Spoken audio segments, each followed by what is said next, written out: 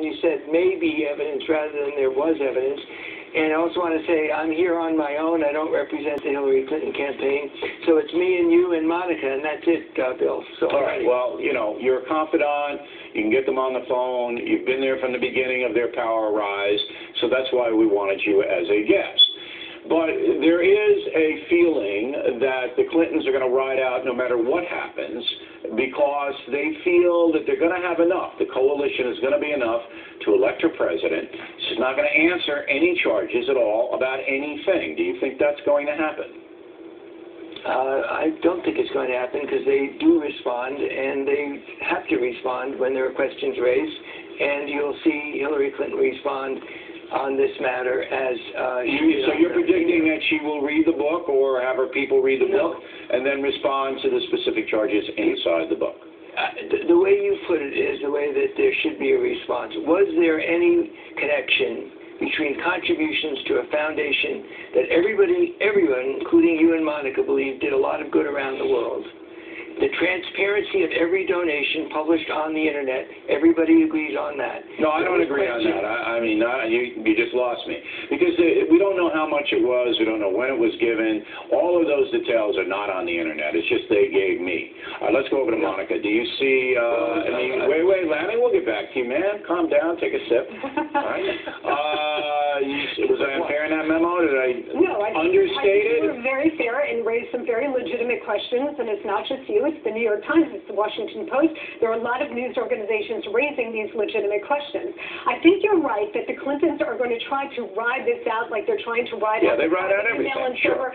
But understand that the Clintons' MO for 25 years has been stonewall, deny, and deny. And they got away with it. Now, wait a minute. They did get away with that. Yeah. 92, 96, it worked for them. It worked for Barack Obama in 08. But those tactics only work for candidates who are fresh faces because they're given the benefit of Listen, Hillary Clinton was not a fresh face when she got Secretary of State. You are a new candidate. You're given the benefit of the doubt, so you can stonewall, and you're more likely to I just think that they're going to play it out. After 25 years, Bill, a lot of smoke. There's almost always fire with Clinton. That's why the Clinton Foundation...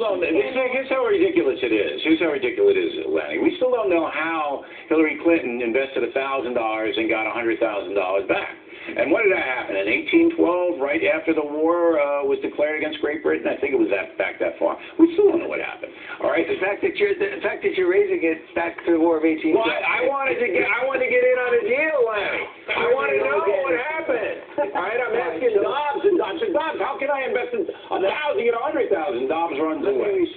Let me respond on this issue. You said there may be a connection. We don't have a single fact, or does Monica, other than talking about smoke. Well, we have to see what he has. The book isn't out for where there's smoke, Monica, there may be no fire. That Hillary Clinton would never take any official action as long as I've known her, because somebody contributes, or some nation contributes money to a foundation that does good work. Well, we'll see, Lanny. We'll see what he's got, and when the book comes out, all the big media's on it. Let me ask you about this David Brock. I mean, this is ridiculous. And you just heard Podesta say that August Breitbart.com, diminishing the conservative website Breitbart.com. This guy runs Media Matters. There is no worse piece of garbage on this planet than Media Matters. So Podesta, he doesn't have any right to disparage anything. Doesn't that disturb you that this is an acolyte of Hillary Clinton? You know, come on.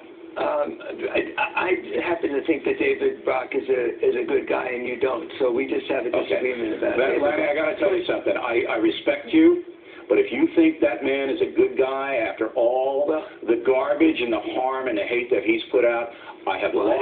Lanny, I'm just telling you, I have lost a lot of respect for you tonight, and I'm not going to let you. I'm going to Monica to wrap it up. Go.